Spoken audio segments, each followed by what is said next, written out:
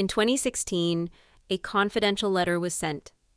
For years, its existence was nothing more than a whisper, a rumor circulating in the deepest corners of fan forums.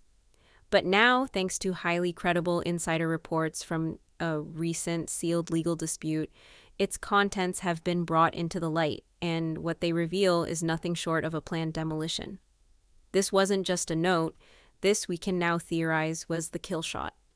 Before we unseal this explosive document and expose the truth, word by word, that TLC would never dare to show you, I need you to do 3 things for me. First, hit that like button to tell the YouTube algorithm that this is the kind of deep dive investigation you want to see. Second, click subscribe and ring that notification bell. Here at COCO Gossip, we don't just skim the surface, we go deep, and you will not want to miss our future exclusives. And third, prepare yourself, because after today, you will never see the Brown family or Robyn Brown in the same way again. Let's begin. To understand the devastating impact of the alleged 2016 letter, we must first rewind the clock. We must transport ourselves back to Las Vegas, to the cul-de-sac of polygamous dreams. On the surface, things were stable. Not perfect, never perfect, but stable. Christine, Janelle, Meri, and Robyn each had their own home, their own domain. The family finances, while always a source of stress, were managed through a central family pot, a system predicated on the idea of all for one and one for all. Kody at a family meeting in one of the Vegas homes. Kody said, "Miss, the whole point of this family, the whole reason we live this way, is because we are a team. We are a single unit." A single unit, that was the brand. That was the principle Kody Brown sold to his wives, to his children, and to the world. Janelle was the steady, logical breadwinner. Christine was the heart of the home, the primary caregiver for the younger children. Meri, despite the turmoil of the catfishing scandal that had just rocked their world, was the original wife, the one who had started this journey with Kody. And then there was Robyn, the 4th wife, the newest wife, favorite wife. Even then, the cracks were showing. The other wives expressed feelings of being marginalized. The schedule was a constant source of tension, but the core structure remained. They were legally and financially intertwined. Their homes in the Las Vegas cul-de-sac were in the names of both Kody and the respective wife who lived there, a symbol of their partnership. The family income, largely derived from the show and their now defunct My Sister Wife's Closet venture, flowed into a communal account from which all household expenses were supposed to be paid. But beneath this fragile peace, a different narrative was taking shape. According to our exclusive theories, which are based on piecing together years of on-screen evidence and these new insider reports, Robyn Brown was growing tired of the messy, complicated reality of plural marriage. The dream she had been sold was one of a big, happy family. The reality was one of constant negotiation, jealousy, and financial strain. The catfishing scandal involving Meri had shattered the family's public image and, more importantly, had created a schism that Kody seemed unable or unwilling to repair. This is the critical context. Kody was emotionally adrift. He felt betrayed by Meri, he was growing increasingly distant from Christine, and his relationship with Janelle had long been more of a friendly business partnership than a romance. He was a man in crisis, looking for an anchor, and Robyn, the ever-loyal, ever-supportive wife, was perfectly positioned to be that anchor. But she wouldn't just be an anchor, she would become the captain, the navigator, and the sole owner of the ship. All she needed was to give her distressed king a new set of orders.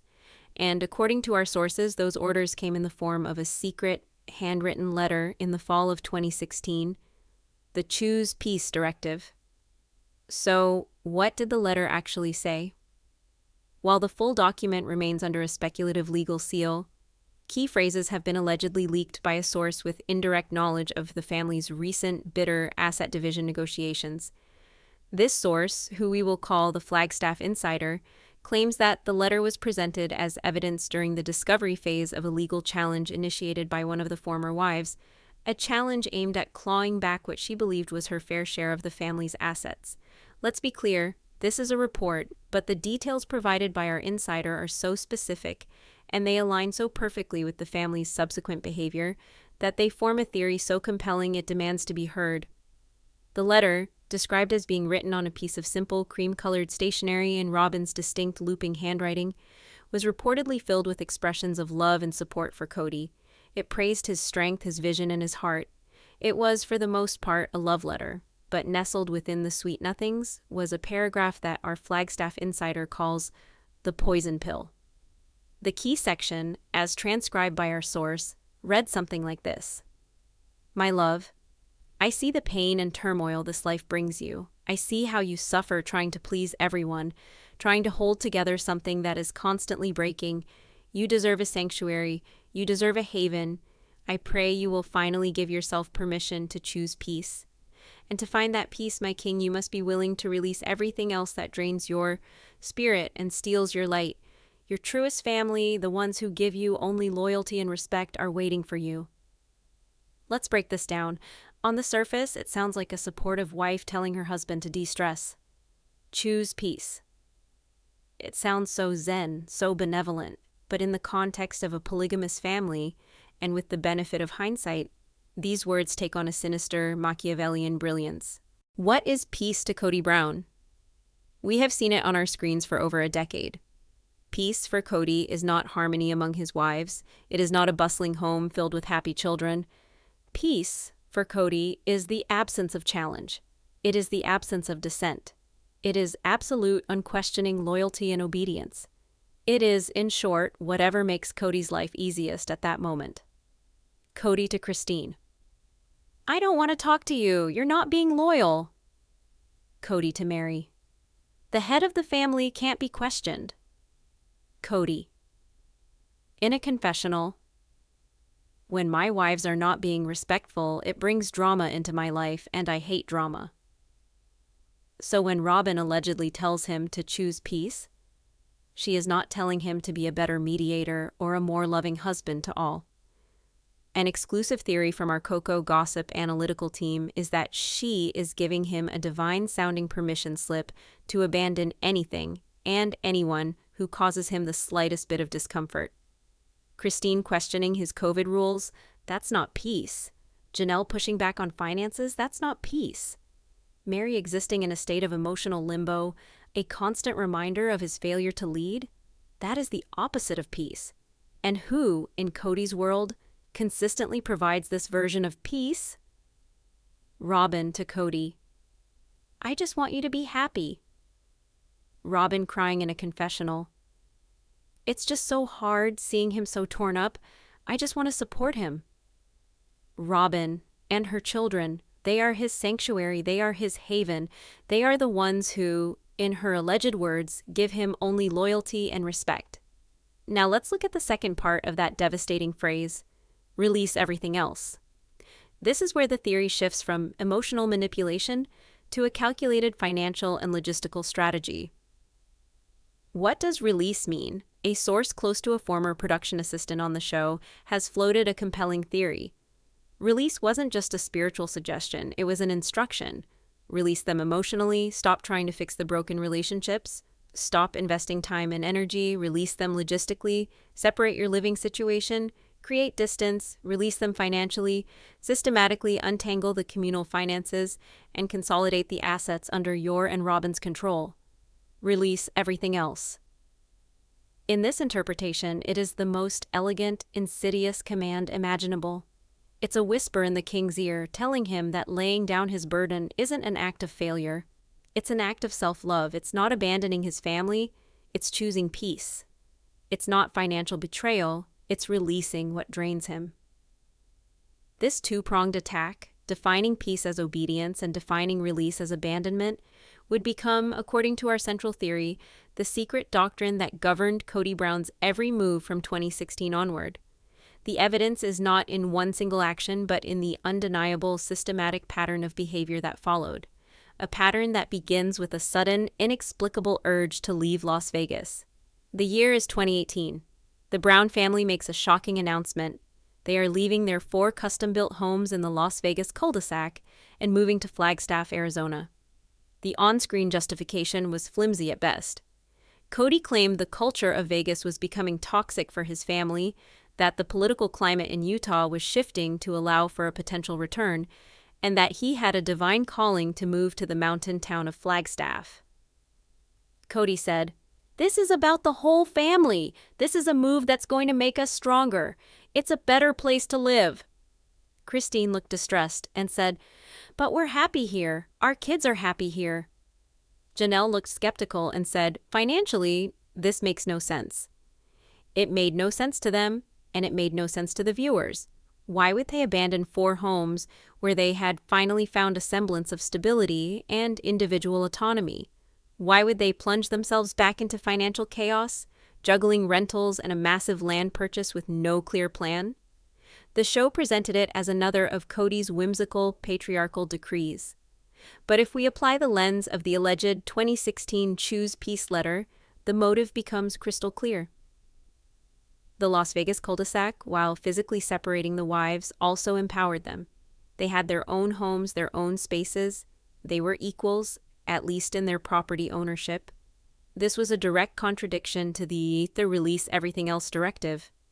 To truly release them, Kody had to dismantle the very foundation of their stability. He had to uproot them. Think about it. The move to Flagstaff achieved several key objectives of the Choose Peace doctrine. It created chaos and dependence. By throwing the family into a state of flux with scattered rentals, Kody reasserted his control. The wives were no longer secure in their own homes. They were dependent on his decisions for their housing. This instability made it harder for them to challenge him. It isolated the other wives. Instead of being a few steps away from each other, they were now spread across a new, unfamiliar city. Christine was in one rental, Janelle in another, Meri in a third massive house she couldn't afford, and Robyn was always a special case. It provided the perfect cover for a financial reset. Selling 4 homes in Vegas generated a huge influx of cash. This was the moment. This was the opportunity to stop feeding the family pot and start building a new pot, a private pot. Our Flagstaff insider alleges that during this period, the concept of the family's communal finances began to dissolve.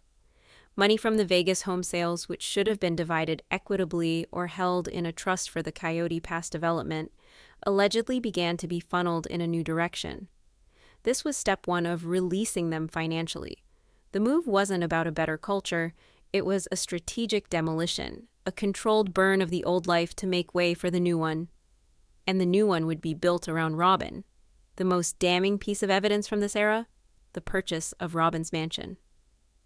While the other wives were in temporary, often unsuitable rentals, Kody and Robyn used a significant portion of the family's capital to purchase a sprawling $1 million home with a huge parcel of land. Christine confesses, crying, "I'm just so stressed. We're all supposed to be a family, but we're not. They get to be in this beautiful home, and the rest of us, we're just scattered." On the show, Kody justified this by saying it was a good investment and that they had to buy because the rental they wanted fell through. But was it? Or was it the first major tangible fulfillment of the 2016 directive? Kody had found his sanctuary, his haven, a place where he could live with the wife who brought him peace, insulated from the complaints and needs of the others. He wasn't just living with Robyn, he was living inside the promise of the secret letter. Dabsark and the financial coup. For years, we've heard the wives, particularly Christine and Janelle, express confusion and frustration about the family's finances. They talked about a family pot that seemed to be perpetually empty, even as the money from their TV show contract continued to flow in. Where was it all going? This is where our investigation moves from behavioral analysis to hard evidence. Evidence that is publicly available but has never been pieced together in this way. We are talking about the creation of business entities, LLCs, that tell a story of a deliberate and calculated financial separation. Let's talk about Dabsark Entertainment, LLC. This company was registered in Arizona on May 17, 2022. The name itself is an acronym: Dayton, Aurora, Brianna, Solomon, Ariella, Robyn, Kody. Notice who is missing: Meri, Janelle, Christine, and the 13 children they share with Kody. This wasn't a mistake. This wasn't an oversight. This, according to our exclusive theory, was the culmination of the release everything else command. It was the legal and financial formalization of the new family unit: Kody, Robyn, and their children. But the Dabsark story, according to reports from online sleuths who have spent hours digging through public records, may go back even further. The theory is that while Dabsark was the final public declaration, the process of financial consolidation began much earlier. Let's examine the timeline. The alleged letter was sent in late 2016. The move to Flagstaff happens in 2018. The family's finances are thrown into chaos. It is during this period of chaos, from 2018 to 2022, that the alleged financial coup took place. Our Flagstaff insiders suggest that the legal proceedings they witnessed contain testimony regarding the family's financial structure. The testimony, which we must stress is part of a report, allegedly detailed how Kody, with Robyn's guidance, began to operate outside the family pot system. Theory point 1: the personal bank accounts.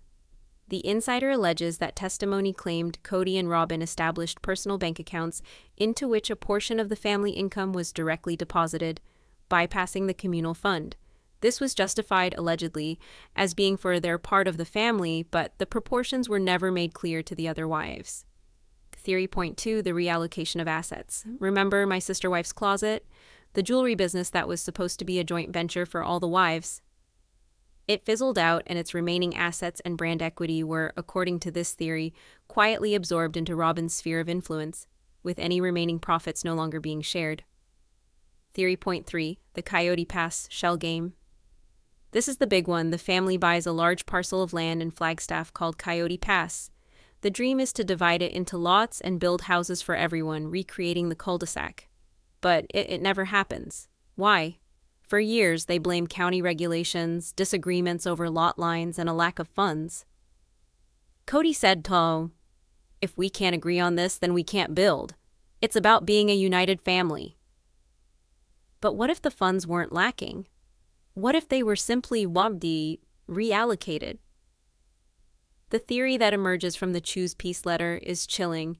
The Coyote Pass project was the perfect carrot to dangle in front of the other wives. It kept them invested in the family, hoping for a future that was never intended to materialize. While they waited for their homes to be built, their share of the family capital, including the proceeds from their Vegas homes, was allegedly being used to fund Kody and Robyn's lifestyle and secure their financial future. Let's look at the deeds for Coyote Pass, which are public records. They show a complex web of ownership.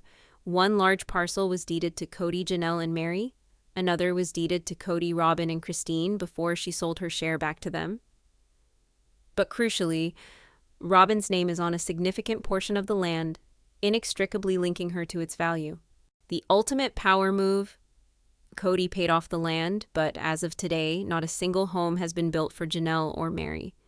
Janelle was forced to live in an RV on the property for a time, a stark and humiliating symbol of her status. She had contributed to the family pot for decades, yet she was living in a trailer on land she partly owned, while Robyn lived in a mansion a few miles away. This isn't just bad luck or poor planning. Viewed through the prism of the Choose Peace, Release Everything Else directive, it looks like a perfectly executed strategy. Keep them hoping, keep them waiting, all while you solidify your own position. It's a slow-motion financial strangulation, and Dabsark was simply the tombstone on the grave of the original Brown family financial agreement. The insider's corroboration, a switch flipped. Theories and public records can paint a compelling picture, but to truly understand the human cost of this alleged secret directive, we need to hear from someone who was there. We were recently contacted by an individual who claims to have worked as a mid-level production assistant on Sister Wives during the transition from Las Vegas to Flagstaff. They have requested to remain anonymous, so we will call them PA Alex. Alex's account, which we present as a fascinating insider perspective, adds a layer of visceral detail to our theory. PA Alex said, "Everyone on the crew knew things were tense. That's the show, right? Tension. But this was different. After the Meri scandal, Kody changed, but it was around late 2016, early 2017 that a real switch flipped. Before, his anger was like a firework, loud, explosive, but it would burn out. After, it was like a cold fire. It was calculated. He started using this weird language. He'd talk about peace all the time, but it was never about the family being at peace. It was always about his peace. If a wife had a problem, a legitimate problem, like with the kids' schooling or the budget, he would frame it as her stealing his peace. It was a conversation ender. You can't argue with someone who says you're stealing their peace. And Robyn, she was his echo chamber. He'd say, Christine is disrupting my spiritual center. And Robyn would be right there rubbing his back saying, I know, honey, it's so hard when people don't respect your headship. It was a performance, a two-person play, and the other wives weren't just the audience, they were the villains of the piece. We asked PA Alex if they ever saw a physical letter, any document that could be the one our Flagstaff insider described. PA Alex said, I never read it, not with my own eyes, but I can tell you this. Kody had this folder. It was a simple manila folder he kept in his briefcase. I saw it a few times when he'd be prepping for a scene or a family meeting. Inside, when there were just a few papers. One time in Flagstaff, during a really heated argument about the rental houses, he went to his car and came back with it. He sat by himself for about 10 minutes, just reading one of the pages. He wasn't looking at a legal document or a budget. He was reading something personal. His whole demeanor changed. He went from being angry and agitated to resolved. Calm. It was a scary kind of calm. He walked back into that meeting and just shut everyone down. He said, my decision is final. This is what brings the family peace. He used that exact word. Looking back, knowing what the theory is about the letter, it sends a chill down my spine. It was like he was consulting his instruction manual. An instruction manual. A secret scripture for the demolition of his own family. Alex's account paints a picture of a man who was no longer acting on his own whims, but on a predetermined private agenda, co-authored by the one wife who stood to gain everything from its execution. The emotional manipulation was the groundwork, the financial maneuvering was the mechanism, and the constant gaslighting of the other wives was the cover. Alex also shared a final chilling anecdote about the atmosphere on set. PA Alex said, the crew used to have a nickname for Kody and Robyn's house. We called it the Island because that's what it was. It was completely separate from the rest of the show's world. When we filmed there, the rules were different. The mood was different. It was Kody and Robyn's kingdom. The other houses felt like colonies, territories that were being managed from a distance. The power imbalance wasn't just a family dynamic anymore. It was geographical, and it was tangible, and everyone knew who was on the throne. The island, a perfect metaphor, an isolated kingdom ruled by a king and his queen, funded by the resources of the very colonies he was systematically releasing. The picture was becoming clearer and more horrifying with every new piece of the puzzle. The letter wasn't just a letter, it was a declaration of secession, gaslighting a nation, hiding the plan in plain sight. The most brilliant deceptions are not those conducted entirely in secret. They are the ones that happen right in front of our eyes, hidden by a veil of plausible deniability. If our theory of the choose peace letter is correct, then Kody and Robyn spent years executing their plan on national television, using the show itself as a tool to control the narrative. Let's re-examine key moments from the show, post-2016, through this new, terrifying lens. We are no longer watching a struggling polygamous family. We are watching a masterclass in psychological manipulation and gaslighting. Exhibit A, the respect conversation with Christine Kody, said, I can't have an intimate marriage with a wife who doesn't respect me. Christine, and I can't have a marriage with someone who I don't feel safe with, who I don't trust. It's about respect. You need to be a good sister wife and support the whole family. COCO gossip analysis. Coded language. When Kody says respect me, is he talking about himself, or is he, as the choose peace doctrine would suggest, demanding respect for his primary goal, keeping Robyn happy? Christine's lack of respect for Robyn's supreme position in the family is, in this context, the ultimate sin. The good sister wife trope. Notice how he shifts the goalposts. For years, being a good sister wife meant contributing to the family and raising the children. Now, suddenly, it means supporting the whole family, which has been redefined as Kody's vision of a peaceful kingdom centered around Robyn. The withholding of intimacy. This is not just a marital issue. It is a tool of control. It is the ultimate consequence for a wife who refuses to choose peace on his terms. He is quite literally releasing her from their romantic and physical marriage, a direct fulfillment of the alleged letter's directive. Exhibit B. The fight with Janelle over the RV and finances. Janelle and Kody arguing at her RV on Coyote Pass. Janelle said, "I need you to be a partner with me on this, Kody. I need us to get our finances in order so we can build." Kody said, "What do you want me to do, Janelle? Wave a magic wand? The money isn't there. You're not being realistic. You're just creating more conflict." COCO gossip. Analysis. Feigned helplessness. Kody's claim that the money isn't there is a classic gaslighting technique. According to our financial theory, the money was there. It had simply been rerouted. His feigned helplessness is a way to make Janelle feel unreasonable and demanding. Framing logic as conflict. Janelle, the most logical and business-minded of the wives, is presenting a practical problem. Kody immediately reframes her practicality as conflict. Why? Because it disrupts his peace. Any discussion that involves financial accountability or equitable distribution of resources is, by the letter's definition, a disruption. The ultimate goal. His goal in this conversation is not to solve the problem. It is to shut the conversation down. He is actively discouraging her from pursuing the Coyote Pass build because, in this theory, he has no intention of ever completing it for her. Exhibit C. Robyn's tears as a strategic weapon. A montage of Robyn crying in various situations, family meetings, confessionals, conversations with Kody. Robyn cried and said, "I just wanted a big, happy family. It's just so unfair what Kody has to go through. Why can't we all just get along and support the patriarch?" COCO gossip. Analysis. The perpetual victim. Robyn's tears are her superpower. She consistently frames herself as the primary victim of the family's dysfunction. This serves two purposes. First, it elicits sympathy from Kody and reinforces her role as the fragile, loyal wife who needs his protection. Second, it subtly casts the other wives, the ones who are voicing their grievances, as the aggressors, reinforcing the doctrine. Every tear is a nonverbal communication to Kody. "See? This is the drama that steals your light. They are the cause. I am the one who suffers alongside you.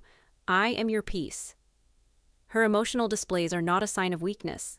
They are a constant, powerful reinforcement of the choose peace directive she allegedly authored. The big happy family myth. Her most potent weapon is the lament for the big happy family she claims to have wanted. This allows her to maintain the illusion that she is pro-polygamy, while her actions, as our theory suggests, are systematically destroying it. She can blame the other wives for shattering her dream, when in fact she may have been the one who handed Kody the hammer. For years we watched these scenes and saw a family crumbling under its own weight. We saw a man unequal to the task he had set for himself. We saw 4 women with competing needs and desires. But we were only seeing the surface. We were being deliberately misdirected. The show became the alibi. Every argument, every tear, every financial struggle that played out on screen became proof that the family was just dysfunctional, hiding the deeper, more deliberate reality, that it was being strategically dismantled from the inside, according to a secret written plan.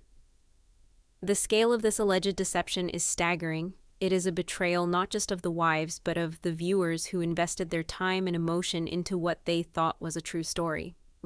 We have now laid out the motive, the method, and the mountain of circumstantial evidence. We have revealed the alleged contents of the Choose Peace letter, traced its devastating consequences from Las Vegas to Flagstaff, and exposed the financial shell game that left 3 wives in the cold. We have heard from an insider who saw the change in Kody with their own eyes. But the story is far from over. The real bombshells were yet to come. The quiet legal battle that our Flagstaff insider has alluded to would eventually explode, forcing testimony that was even more shocking than we could have imagined. What did Christine, Janelle, and Meri allegedly say under oath when they were finally free from Kody's control? How did they describe the financial strangulation and emotional abandonment in a court of law? And most importantly, what about the final humiliating act of this drama? The court-ordered letter of apology, a document that would stand in stark contrast to the secret letter that started it all.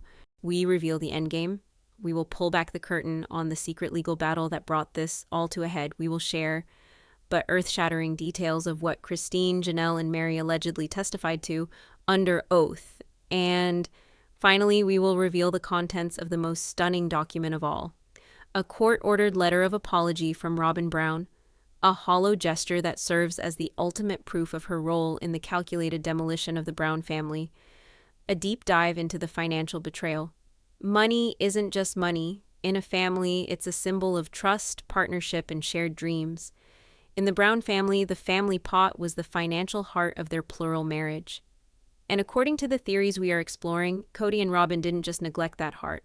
They performed a clandestine transplant, moving it into a new body and leaving the old one to die. To understand the sheer scale of this alleged financial betrayal, we must go beyond the public records of Dabsark and Coyote Pass.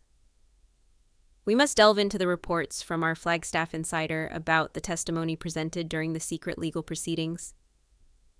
This source claims that a forensic accountant was hired by the legal team of one of the former wives to trace the flow of money from the moment the Vegas homes were sold. The findings, as described to us, are nothing short of a smoking gun. Here's how the system was supposed to work. All major income flowed into the central pot. From there, money was allocated for mortgages, property taxes, utilities for all the homes, food budgets, children's expenses, and joint investments like Coyote Pass. It was meant to be an equitable, if complex, system. But the forensic accountant's alleged report painted a very different picture. Allegation 1, the income skim.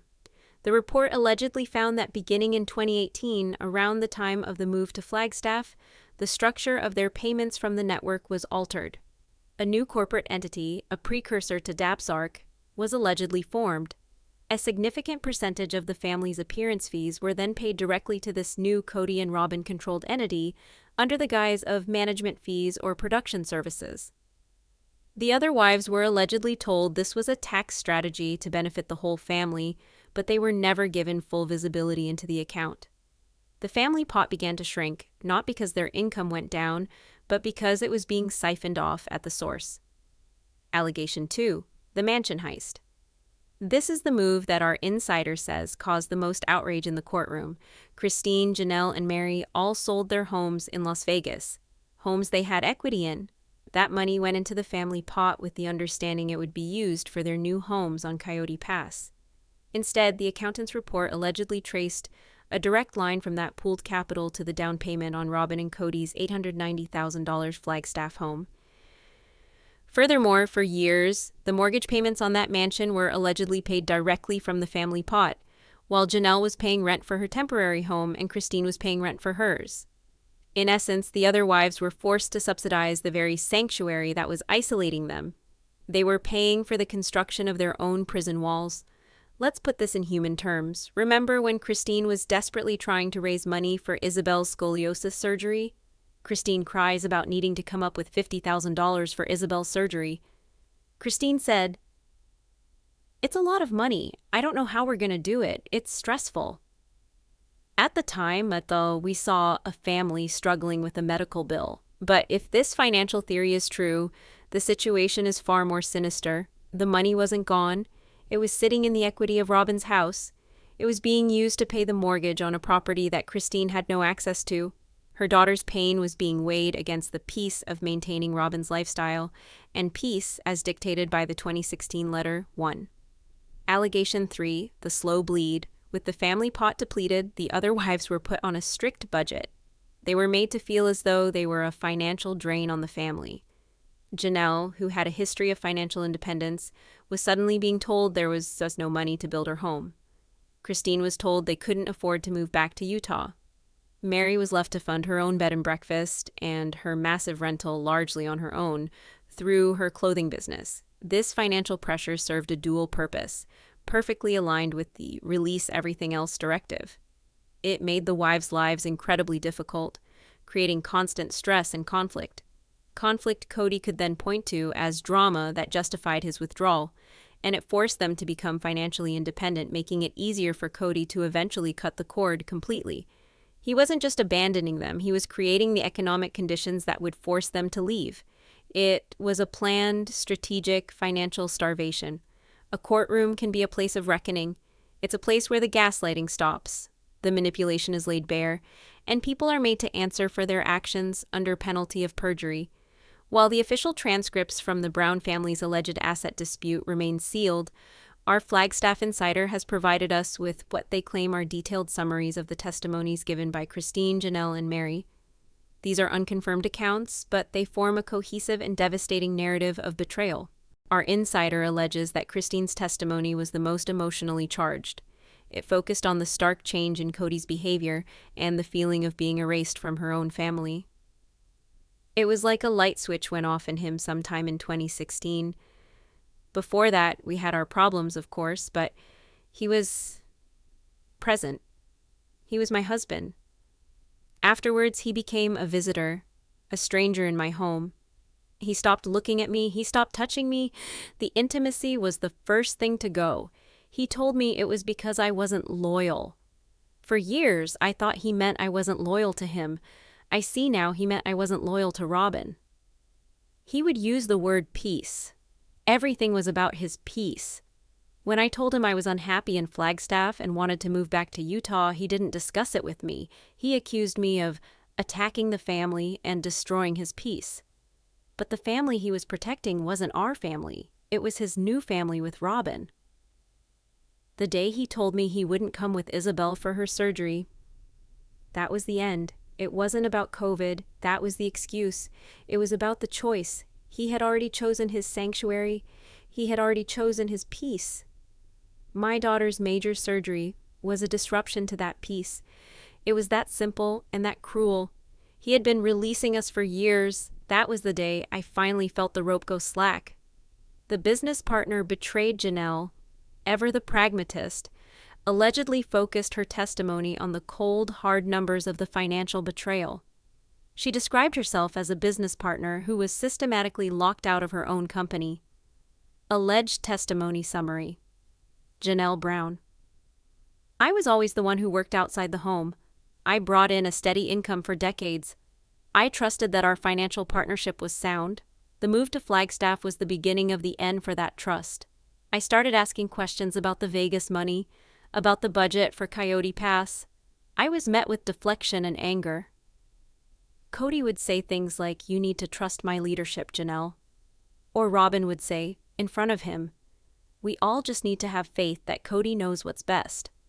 It was a united front designed to shut down any inquiry. I saw the statements for the family pot.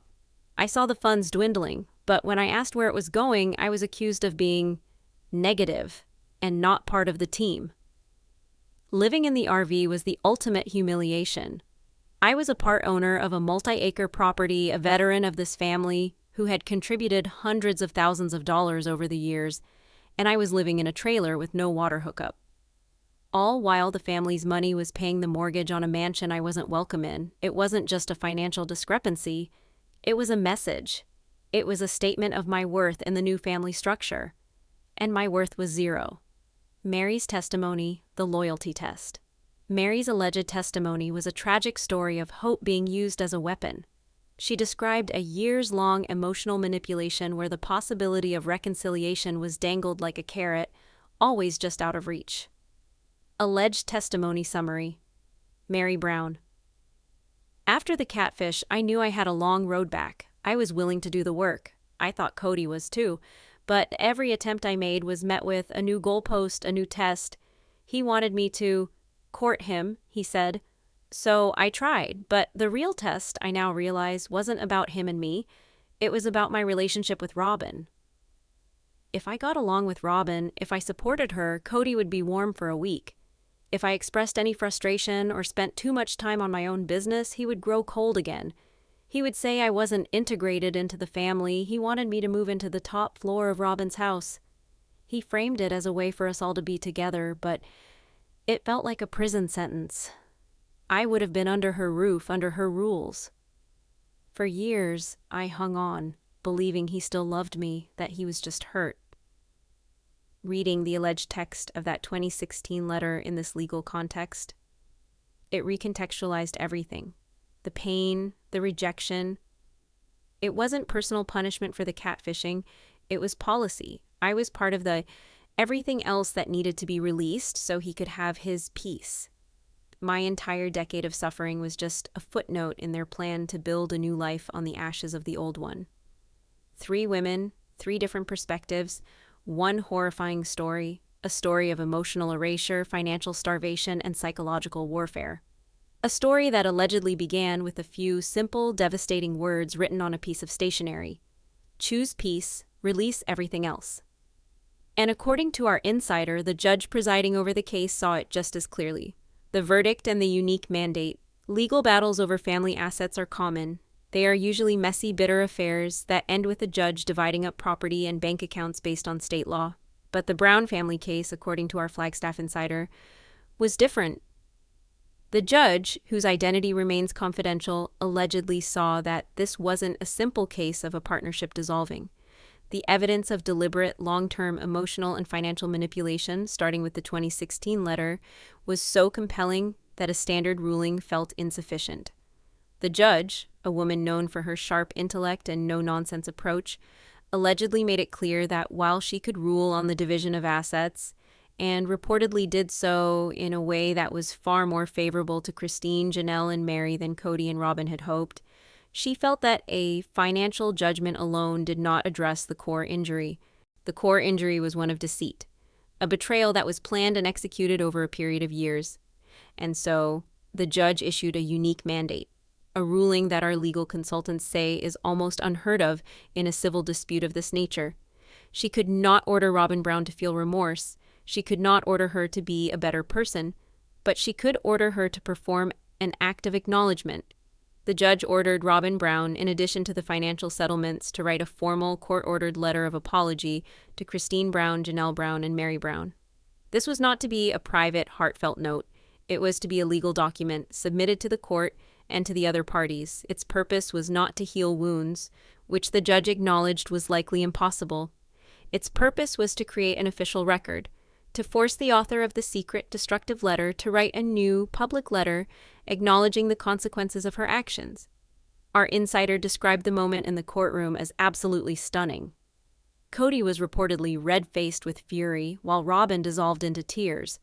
But this time, there were no cameras to capture the performance for a sympathetic audience, only a judge who was clearly unmoved. The mandate was a masterstroke of judicial creativity. It was a way of saying, your private words had a devastating public impact. Now your public words will officially acknowledge that impact. It was the ultimate checkmate in a long game of chess. Robyn had used the power of the written word to allegedly tear the family apart in secret. Now she would be forced to use the written word to publicly admit her role in the devastation. The court-ordered apology letter. So, what does a court-ordered apology from Robyn Brown look like? Is it a tearful confession? A heartfelt plea for forgiveness? No, of course not. Our Flagstaff insider has provided us with what they claim is the exact final text of the letter Robyn was forced to write. It is a masterpiece of passive-aggressive, legally sanitized non-apology.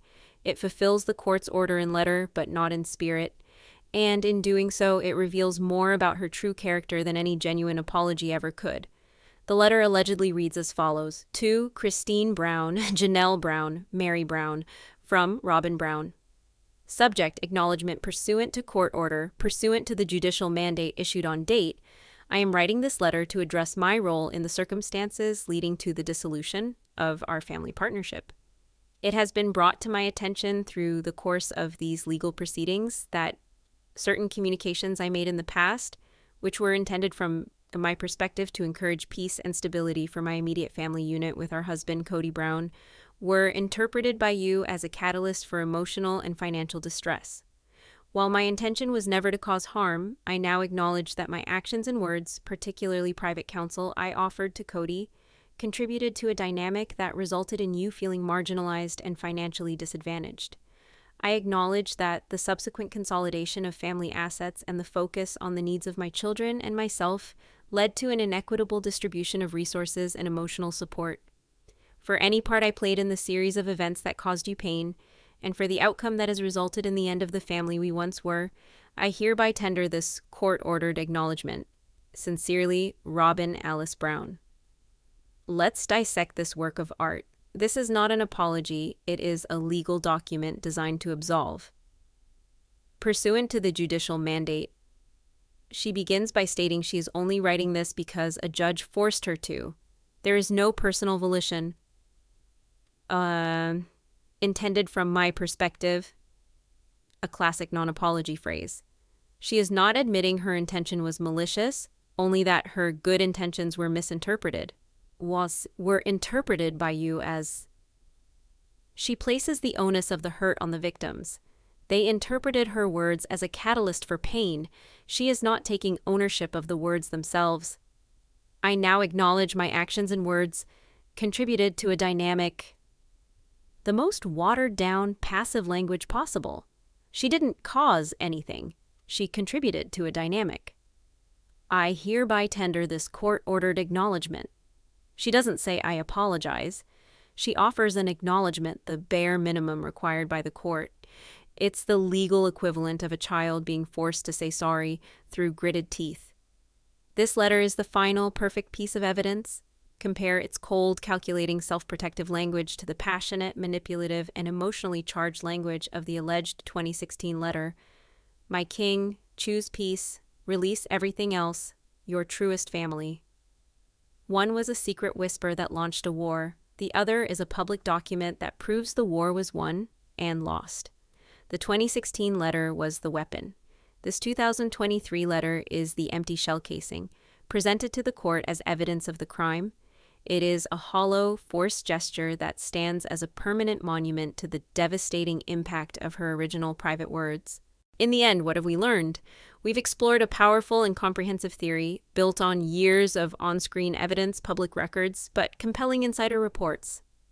A theory that the slow, painful death of the Brown family was not a tragedy of circumstance, but a planned demolition, executed with stunning precision.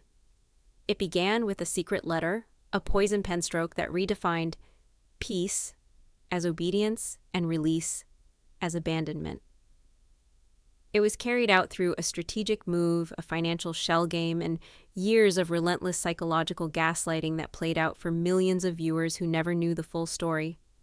And it ended, not with a bang, but with the hollow, legalistic whimper of a forced apology. A document that serves as the final damning proof of the original sin.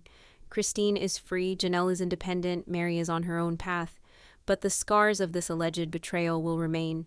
The 13 children from those first 3 marriages are now the children of a fractured dynasty, their family history rewritten by a secret memo. Kody Brown got the peace he was told to choose. He has his sanctuary, he has his one loyal wife and their children, he has his island kingdom, but he is a king of a diminished empire, a ruler of ashes, haunted by the ghosts of the family he was convinced to release. And Robyn Brown, the architect of this peace, the author of the plan, she may have won the man, the house, and the money, but she is now, and forever will be, the woman who, according to this powerful theory, put a pen to paper and signed the death warrant for the sister wives. The court case may be over, but the secrets of the Brown family are a deep well. What else remains buried under the Flagstaff soil? You can be sure that here at COCO Gossip we'll keep digging.